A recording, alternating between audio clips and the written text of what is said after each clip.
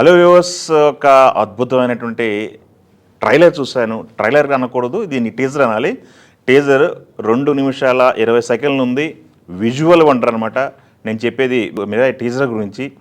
దీంట్లో అయితే visual wonder అయితే చూపించారు. కార్తిక్ ఘట్టమనేని, తేజు సజ్జా, మీకు తెలుసు కదా, సూపర్ హీరో, ముద్దుగా పిలుచుకుంటారు సూపర్ హీరో అని చెప్పేసి. హనుమాన్తో పాన్ ఇండియాగా రేంజ్లో 300 కోట్లు కలెక్ట్ చేసిన సినిమా. వరల్డ్ వైడ్గా అతను సుపరిచితులు. నెక్స్ట్ రాబోతున్న సినిమా మిరాయ్ అనమాట. దీనికి సంబంధించిన టీజర్ బయటకు వదిలారు. పీపుల్స్ మీడియా ఫ్యాక్టరీ దీన్ని నిర్మిస్తున్నారు. Karthik Ghattamaneni eagle cinema director, అలానే అతను సినిమాటోగ్రాఫర్ అండ్ ఎడిటర్, మంచి టెక్నీషియన్. ఒక టెక్నీషియన్ సినిమా తీస్తే ఎలా ఉంటుంది అనేది, డైరెక్ట్ చేస్తే ఎలా ఉంటుంది అనేది ఈ సినిమాతో ఆయన చూపించారు. విజువల్స్ అయితే అద్భుతంగా ఉన్నాయి. తేజ సజ్జా అద్భుతంగా నటించాడు. ఇంకొక మరో సర్ప్రైజ్ ఏంటంటే మంచు మనోజ్ అపీరియన్స్ అయితే అద్భుతంగా ఉంది.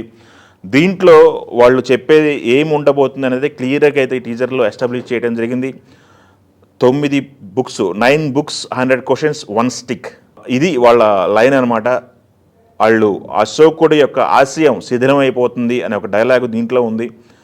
వాళ్ళు గతానికి ప్రస్తుతానికి లింకప్ చేస్తూ ఒక సినిమా అడ్వెంచర్ మూవీ రాబోతుంది అన్నట్టుగా అయితే ఒక సంకేతాన్ని అయితే ఇవ్వడం జరిగింది. తెలుగు నుంచి ప్రపంచానికి ఇంకొక అద్భుతమైన సినిమా వస్తుంది టాలీవుడ్ నుంచి అనేది అయితే ఇండికేషన్ అయితే పంపించడం జరిగింది ఇండియా వైడ్, అలానే ప్రపంచవ్యాప్తంగా. ఈ ట్రైలర్ చూసినప్పుడు ఒక మనకి ఏదో తెలియని అనుభూతి అయితే కలుగుతుంది ఈ టీజర్ చూసినప్పుడు. ఎందుకంటే తెలుగు నుంచి ఇలాంటి సినిమాలు వస్తున్నందుకు చాలా గర్వంగా ఉంటుంది చూసిన ప్రతి ఒక్కళ్ళు కూడా, తెలుగు ఆడియన్స్కి కూడా. తేజ సజ్జా చూసాము. హనుమాన్ తర్వాత అయితే అతని నుంచి ఇంకా ప్రాజెక్ట్ రాలేదు. ఈ ప్రాజెక్టు ముందుగా అనుకున్న డేట్కి వచ్చినట్టయితే ఈ పాటికి రిలీజ్ అయిపోవాల్సింది.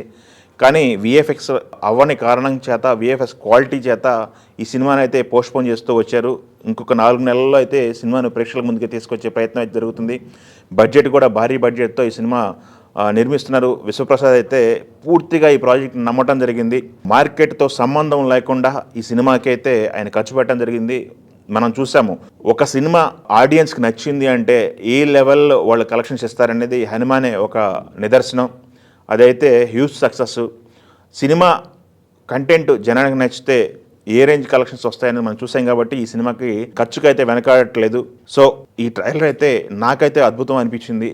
మీకు ఎలా అనిపించింది అనేది మీరు కామెంట్ రూపంలో తెలియజేయండి. Thank you.